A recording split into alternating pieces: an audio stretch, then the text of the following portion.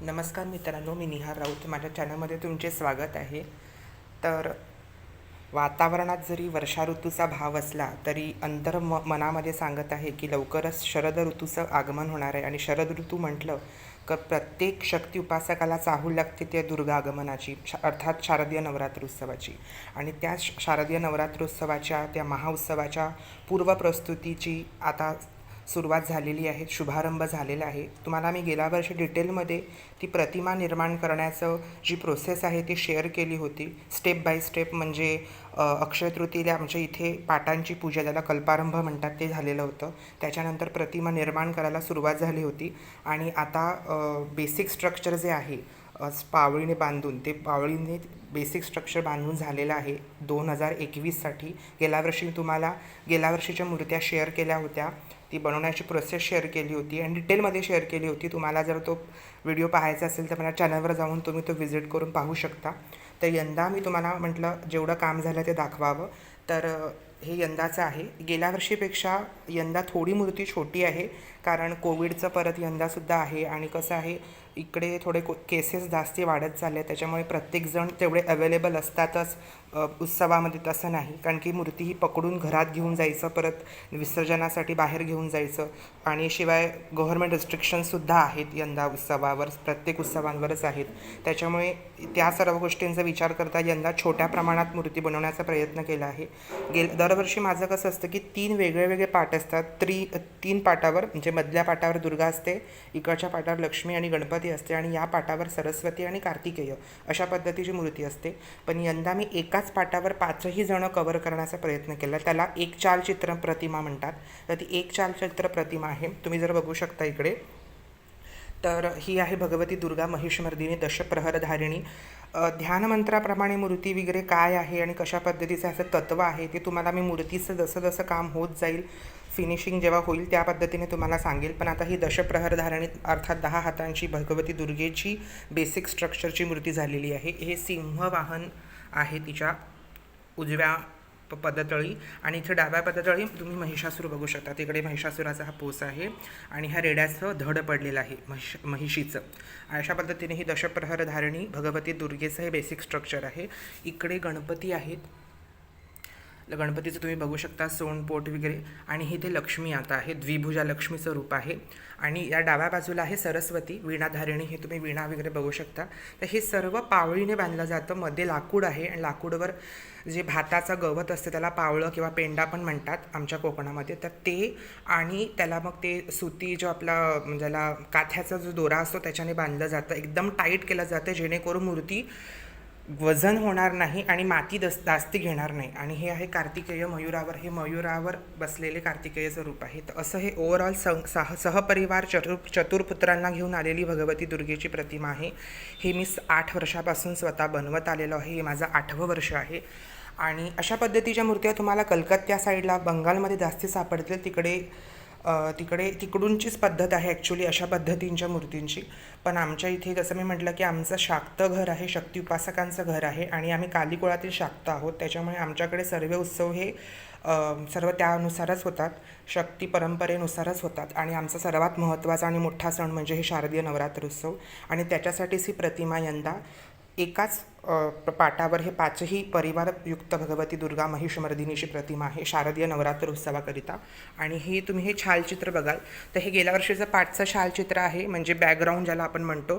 तर यंदा या मूर्तीला हे सुटेबल होत नव्हतं इतकं मोठं छालचित्र, म्हणून मी यंदा पाठून वेगळं बांबूने हे छालचित्र केलेलं आहे. आणि त्याला एक शेप देण्यासाठी हे पावळीचं बांधलेलं आहे.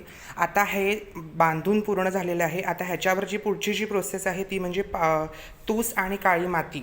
तूस म्हणजे भाताचा जो साल असतं, म्हणजे भात झोडणी झाली की आपण त्याच्यामधलं तांदूळ काढून घेतो, आणि वरचं जे साल असतं कणसाचं त्याला म्हणतात तूस. आणि त्या तूसमध्ये काळी माती आमच्या शेतातली मिसळली जाते, आणि त्याच्याने ह्याच्यावर असं आपण ज्याला आपण म्हणतो सारवणं, ते सारवणं होतं एकदम व्यवस्थित पद्धतीने आणि त्याला शेप देणं जे आहे मग त्याच्यानंतर चांगली मातीने. तर मी 5 वर्ष तरी काळी मातीने शेप देत होतो आणि त्याला भरपूर तडा वगैरे जात होत्या. It take very long process. But thing is मी यंदा 2 वर्षापासून शाडूची माती वापर करतो आहे, कारण की वेळ मला तितका दरवर्षी द्यायला जमत नाही. प्रोफेशनल लाईफमध्ये तेवढा वेळ द्यायला मुळीच जमत नाही. आणि मुळामध्ये आता कसं 2 वर्षापासून कोरोनाचं आहे, त्याच्यामुळे वेळ थोडं देणं होत आहे. त्याच्यामुळे मी 2 वर्ष जरी झाले तरी मी आता शाडूची माती आणून ठेवलेली आहे. शाडूची माती वापरतो आणि काळी माती वगैरे तर आहेच. तर अशा पद्धतीने मी बनवतो. तर यंदाची म्हटलं थोडी जेवढी प्रोसेस झालं तुमच्याबरोबर शेअर करावी. नंतर मातीची प्रोसेस जशी होईल तुमच्याबरोबर मी शेअर करत जाईल. तर मूर्तीचं आता बेसिक स्ट्रक्चर कसं वाटलं, काय वाटलं ते नक्की मला सांगा. आणि ही मूर्ती बनवण्याचं मी गेल्या त्या व्हिडिओमध्ये पण सांगितलं होतं की अशा पद्धतीने मूर्ती बनवायचं कारण एकच, एक तर मूर्ती पोकळ होत नाही, कारण की पोकळ मूर्तीची पूजा करणं आपल्या शास्त्रात निषिद्ध सांगितलेलं आहे. मग ती तुमची धातूची मूर्ती असो का मातीची असो किंवा कोणत्याही जिन्नसाची, पण ती मूर्ती पोकळ असली तर त्याच्यामध्ये प्राणप्रतिष्ठा होत नाही, मग ती कोणतीही पूजेची मूर्ती असो. त्याच्यामुळे आता ज्या आपल्याला कारखान्यात मूर्त्या दिसतात प्लॅस्टर ऑफ पॅरिसच्या, तर त्या पोकळ असतात. म्हणजे तुम्ही असा हात घातला तर ते सरळ पोकळ मिळते. तर त्या पोकळ मूर्तीची पूजा करायला धर्मशास्त्रात पूर्णतः वर्ज्य आहे. त्याच्यामुळे त्रिगर्भीय प्रतिमा निर्माण करा असं मूर्तिशास्त्रात उल्लेख येतो. त्याच्यामुळे त्रिगर्भीय अर्थात काय, तर हे जे काठी आहे हे काठी म्हणजे मध्ये असेल आणि त्या काठीवर हे पावळी बांधली जाईल. म्हणजे एक प्रकारे काय, तर जसं मानवीय सांगाडा असतो की मध्ये आपले हाडं असतात, हाडावर मांस असते, मांसावर त्वचा असते, त्याच्यावर तेजयुक्त रंग असतो.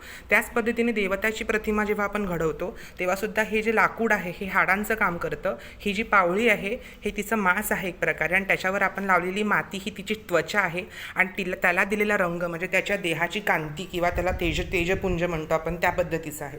तर अशा पद्धतीने मानवीय एक प्रकारे रूप देणं किंवा मानवीय शरीर ज्याप्रमाणे घडत जातं त्याच पद्धतीने देवतेची प्रतिमा घडवून त्यात प्राणप्रतिष्ठा करून पूजा करणं हे खरं तर आपल्या शास्त्रात वर्णन केलेलं आहे. त्याच्यामुळे त्या गोष्टींच्या अनुषंगाने ही प्रतिमा घडवली जाते आणि मला ही प्रोसेस बेस्ट वाटली, शास्त्रशुद्ध वाटली. आणि मेन म्हणजे पर्यावरणाला कुठेच धोका दिलेली नाही आहे, कारण की ही प्रतिमा जसं म्हटलं इको फ्रेंडली, पूर्णपणे इको फ्रेंडली आहे. कारण की ही पावळी, त्याच्यावरची काळी माती, शाडू माती किंवा हे सर्व म्हणजे कुठे निसर्गाला धोका देईल किंवा निसर्गाला हानी होईल असं काहीच नाही आहे. त्याच्यामुळे ज्या प्रकृतीची आपण पूजा करतो त्याच्यामध्ये प्रकृतीचं गोष्टींचं, पर्यावरणाचं भान ठेवून करणं हे अत्यंत महत्त्वाचं असं मला वाटतं. आणि जरी वेळ लागत असला या प्रतिमेला तरी मी अशाच पद्धतीने माझ्या जेवढे पण आमच्या संवत्सरामध्ये पूर्ण संवत्सरात जितके पण कुलाचार आहेत त्याच्यामध्ये जे प्रतिमा निर्माण करण्याचं जिथे कर्म सांगितलेलं आहे तिथे आवर्जून अशाच पद्धतीच्या मूर्त्या करतात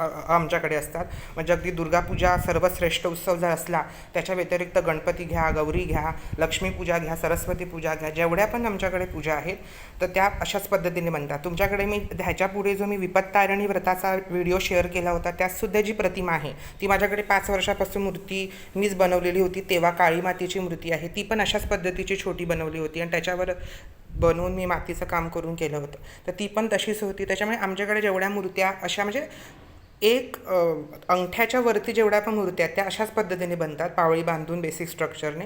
बाकी ज्या अंगठ्यापर्यंतच्या एकदम छोट्या मूर्त्या असतात त्या मी एकदम अखंड मातीतच करतो. तर अशा पद्धतीने मी माझ्या पद्धतीने बनवण्याचा प्रयत्न केला आहे. तुम्हाला व्हिडिओ कसा वाटला, इन शॉर्ट सांगितलं आहे, खूप काही डिटेलिंग केलेलं नाही आहे. तर व्हिडिओ आणि ही प्रतिमेचं यंदाचं बेसिक स्ट्रक्चर कसं वाटलं नक्की कळवा आणि शेअर करा, लाईक करा आणि माझ्या चॅनलला सबस्क्राईब करा. थँक्यू.